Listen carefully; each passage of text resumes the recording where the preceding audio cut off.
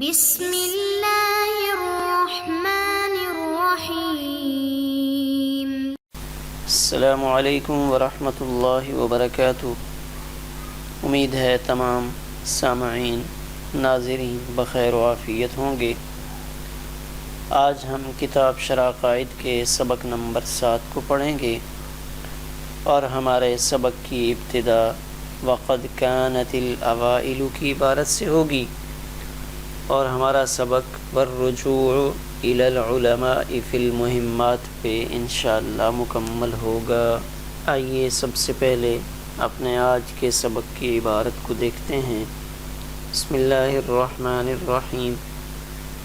وقد كانت الأوائل من الصحابة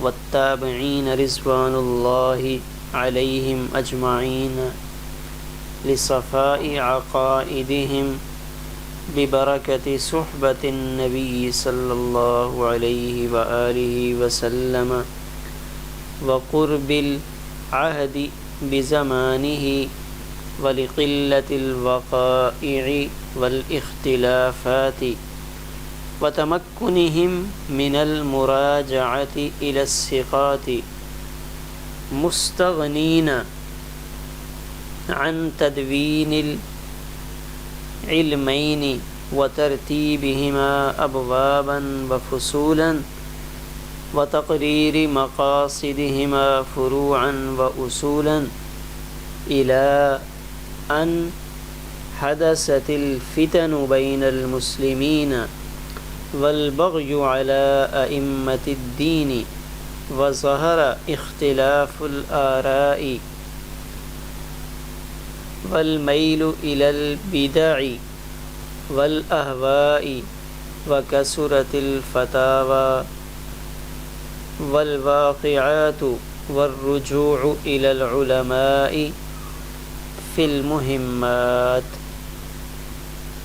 اب ہم اپنے آج کے سبق کی عبارت کا ترجمہ دیکھتے ہیں۔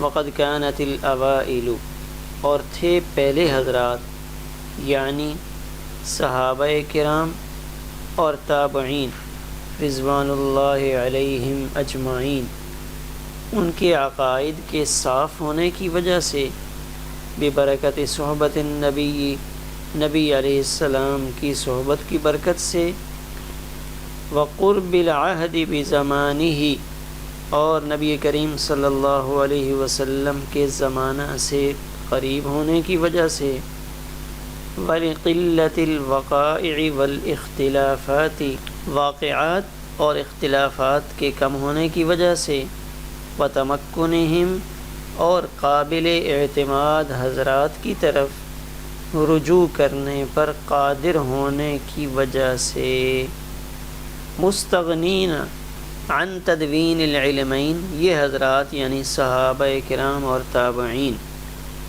بے نیاز تھے ان دونوں علموں کی، یعنی علم الشرائع والاحکام اور علم التوحید والصفات یعنی فقہ اور علم کلام کی تدوین سے، اور ان دونوں کی ترتیب سے، ابواب اور فصول کے اعتبار سے، اور ان دونوں کے مسائل کی تقریر سے، فروع اور اصول کے اعتبار سے، الی ان حدثت الفتن، یہاں تک کہ مسلمانوں کے درمیان فتنے پیدا ہو گئے اور ائمہ دین کے خلاف بغاوت کا غلبہ ہو گیا، وظہر اختلاف الآراء، اور آراء کا اختلاف ظاہر ہوا، بدعت اور خواہش نفس کی تکمیل کا میلان ظاہر ہوا،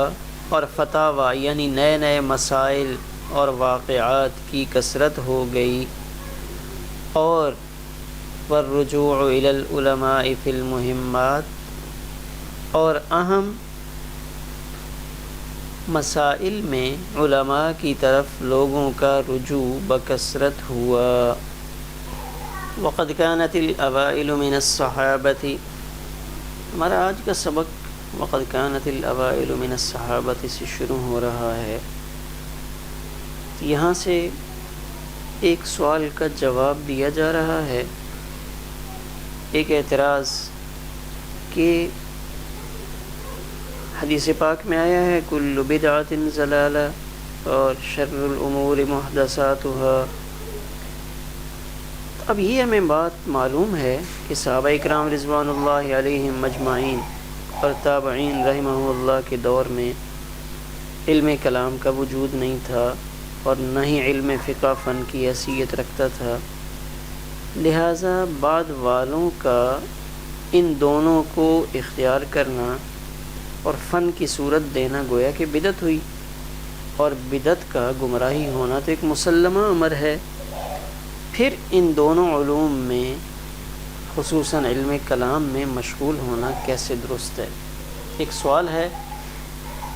وقد كانت الاوائل من الصحابۃ سے شارح اس سوال کا جواب دے رہے ہیں کہ صحابہ اکرام رضوان اللہ علیہم اجمعین اور تابعین رحمہ اللہ تعالی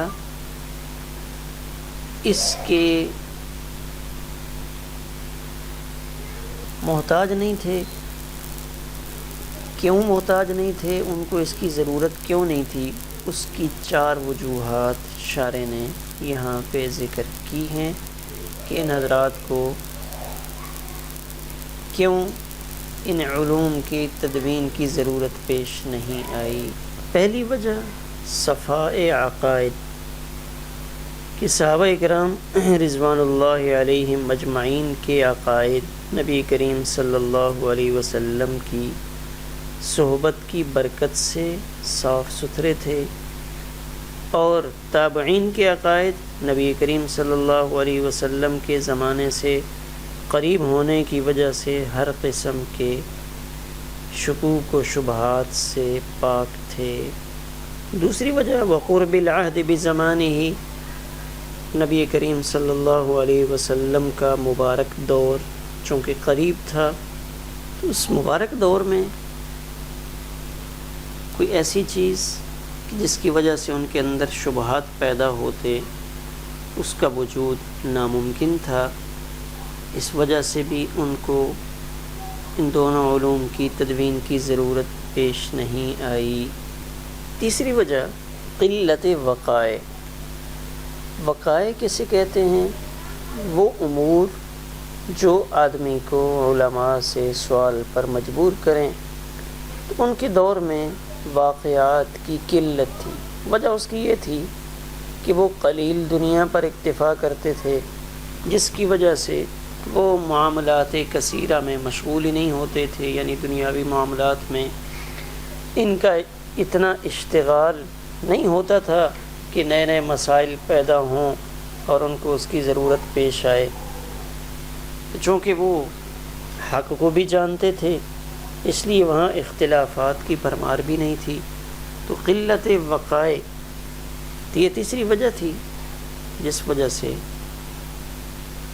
دور صحابہ اور دور تابعین میں علم کلام اور علم فقہ کی تدوین کی ضرورت پیش نہیں آئی۔ چوتھی وجہ شارح نے بیان کی ہے وَتَمَكُّنِهِم مِّنَ الْمُرَاجَعَةِ إِلَى الثِّقَاتِ، کہ ان کے ہاں یہ صورتحال تھی کہ صحابہ اکرام رضوان اللہ علیہم اجمعین میں جو چھوٹے تھے وہ اپنے بڑوں کی طرف رجوع کیا کرتے تھے، اور حضرات تابعین یہ حضرات صحابہ اکرام رضوان اللہ علیہم اجمعین کی طرف رجوع کرتے تھے، اور ایسے ثقہ قابل اعتماد شخصیات موجود تھیں کہ اگر ان کو کوئی شبہ پیش آتا تو وہ فوراً حل کر لیا جاتا۔ تو شارح نے یہ 4 وجوہات بیان فرمائیں کہ دور صحابہ اور دور تابعین میں علم کلام کی تدوین سے یہ حضرات مستغنی رہے۔ ہمارے سبق میں وَتَقْرِيرِ مَقَاصِدِهِمَا فُرُوعًا وَأُصُولًا، مقاصد مقصد کی جمع ہے۔ لفظ مقاصد بمعنی مسائل ہے، اور مسائل کو مختلف انداز سے تعبیر کیا جاتا ہے۔ وہ مرکب تام جو صدق اور کذب کا احتمال رکھتا ہو اس کو حکم پر مشتمل ہونے کی وجہ سے قضیہ کہا جاتا ہے، اور صدق و کذب کے احتمال کی وجہ سے خبر کہا جاتا ہے، اور اس اعتبار سے کہ اس کو دلیل سے طلب کیا جاتا ہے اسی کو مطلوب بھی کہتے ہیں، اور اس اعتبار سے کہ وہ دلیل سے حاصل ہے اس کو نتیجہ بھی کہتے ہیں، اور اس اعتبار سے کہ اس کے متعلق سوال کیا جاتا ہے اس کو مسئلہ بھی کہتے ہیں۔ تو ذات متحد ہے اور تعبیرات کا اختلاف یہ اختلاف اعتبارات کی وجہ سے ہے۔ ظہر اختلاف الآراء والمیل الی البدع والاہواء۔ آراء یہ رأیٌ کی جمع ہے، دل سے دیکھنے کو رأا کہتے ہیں اور آنکھ سے مشاہدہ کو رؤیت کہتے ہیں، اور خواب میں دیکھنے کو رؤیا کہتے ہیں۔ گویا کہ تین تعبیرات ہیں، دل سے دیکھنے کو رأا، آنکھ سے دیکھنے کو رؤیت، اور خواب میں دیکھنے کو رؤیا کہتے ہیں۔ بدع و احوا کی وضاحت۔ بدع یہ بدعتن کی جمع ہے، بغیر حجت شرعیہ کے صحابہ کے دور کے بعد دین میں کسی نئی چیز کا پیدا کر دینا، اس کو بدعت سے تعبیر کرتے ہیں۔ احوا یہ ہون کی جمع ہے، بغیر تجویز شرعی یعنی شرعی جواز کے بغیر خواہشات نفسانی کی جانب میلان، یہ ہوا کہلاتا ہے۔ فتاوی فتویٰ کی جمع ہے جو فتن سے ماخوذ ہے، جس کے معنی طاقتور جوان کے ہیں۔ تو فتویٰ کو اس لیے فتویٰ کہا جاتا ہے کہ مفتی پیش آنے والے مسئلے میں سائل کو قوت دیتا ہے، اور یہ فتویٰ اس کے لیے قوت کا باعث ہوا کرتا ہے۔ الی ان حدثت الفتن بین المسلمین، یعنی ان دونوں علوم کے بارے میں اس وقت سوچنا پڑا جب مسلمانوں کے اندر فتنے پیدا ہو گئے، معتزلہ، خوارج، جبریہ، اور ائمہ دین کے خلاف علم بغاوت بلند ہو گیا، اور علماء کے اوپر ظلم ڈھائے گئے، جیسے حجاج بن یوسف کے زمانے میں علماء پر بہت ظلم ہوا۔ اسی طرح خلفائے عباسیہ کے زمانے میں خلق قرآن کے مسئلہ میں جب ان علماء کرام پر ظلم شدید ہوا تو اس وقت یہ سوچنا پڑا کہ ان لوگوں کو جواب دینے کے لیے ایسے علوم کی ضرورت ہے جن سے لوگوں کو مطمئن کیا جائے، خصوصاً معتزلہ چونکہ فلسفہ کی آمیزش کی وجہ سے عقلیات کی طرف زیادہ توجہ کرنے لگے تھے، تو ان کا جواب دینے کے لیے علم کلام کی ضرورت پیش آئی۔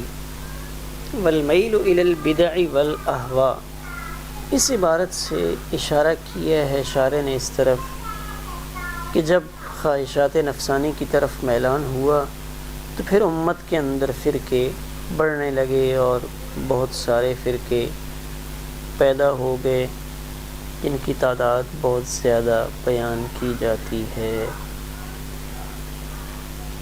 حافظ ابن الجوزی انہوں نے تلبیس ابلیس میں ان فرقوں کو بڑی تفصیل کے ساتھ بیان فرمایا ہے۔ ہمارا آج کا سبق اسی پر مکمل ہوا۔